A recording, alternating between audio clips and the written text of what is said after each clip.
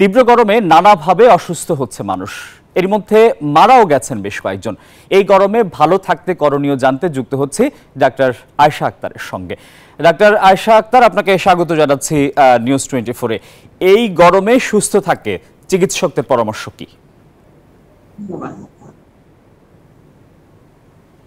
Domex toilet রাখে fresh 100 flush পর্যন্ত, তাই ব্যবহার করুন Domex fresh guard. Doctor Ayesha, নিশ্চয়ই আমি শুনতে পাচ্ছি না? এখন গরমটা তো অনেক বেশি পড়ছে, আপনি জানেন। শুনতে পাচ্ছেন আমাকে? জি, আমি শুনতে পাচ্ছি আপনাকে।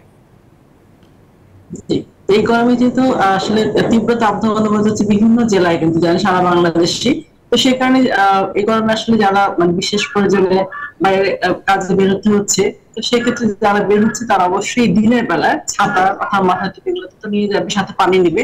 আর যারা ঘরে থাকে আসলে শিশুরা বেশি কিন্তু আসলে ঝুঁকিতে থাকে। আর এই গরমের মধ্যে যেটা সবচেয়ে বেশি দেখা যাচ্ছে, আউটডোর পেশেন্ট গুলো আসতেছে কিন্তু ঠান্ডা জ্বর কাশি নিয়ে, নিউমোনিয়া নিয়ে কিন্তু আসছে। কারণ সবাই ঘরে ঘরে কিন্তু জ্বর। সেই জন্য আসলে যারা ঘরে থাকছে বা বাইরে থাকছে অবশ্যই বেশি পরিমাণে পানি খাওয়া, বেশি আমরা জোরটা দিচ্ছি এই কারণে পানি কিন্তু বডির তাপমাত্রাটাকে ভারসাম্যটাকে রক্ষা করে। যেগুলো পানি, ফলের রস, অথবা আপনি যেটা ঘেমে যাচ্ছেন ওটস স্যালাড, এগুলো বেশি করে খেতে হবে।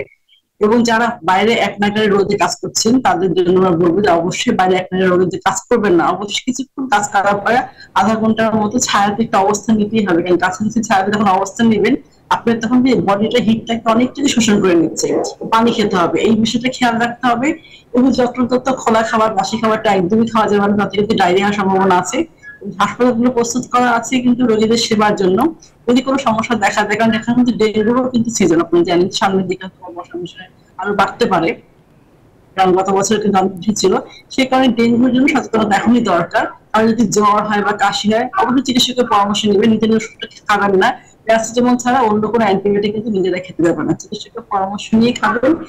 এবং খেয়াল রাখতে হবে আপনাকে, যখনই আপনি একটু মনে করছেন অসুস্থ বোধ করছেন, চিকিৎসকের পরামর্শ তো আপনার হটলাইনে সেবা নিতে পারেন। এবং ঘর থেকে যখন বাইরে যাচ্ছেন বা বাইরে থেকে যখন ঘরে আসছেন, যখন কোনো কিছু খাবেন অবশ্যই খাবারের আগে পরে হাত ভালো মতো ধৌত করে রাখবেন। ডাক্তার আয়েশা, আপনাকে অসংখ্য ধন্যবাদ আমাদেরকে আপনার ব্যস্ততার মধ্যেও সময় দেওয়ার জন্য। দর্শক, এই গরমে সুস্থ থাকতে চিকিৎসকের পরামর্শ সম্পর্কে আমরা শুনছিলাম। এই ছিল দেশের আবহাওয়া তাপমাত্রা নিয়ে আমার কাছে সবশেষ খবর। ফিরে যাচ্ছে মূল স্টুডিওতে তানিয়ার কাছে। আসিফ টিপু, আপনাকে অসংখ্য ধন্যবাদ।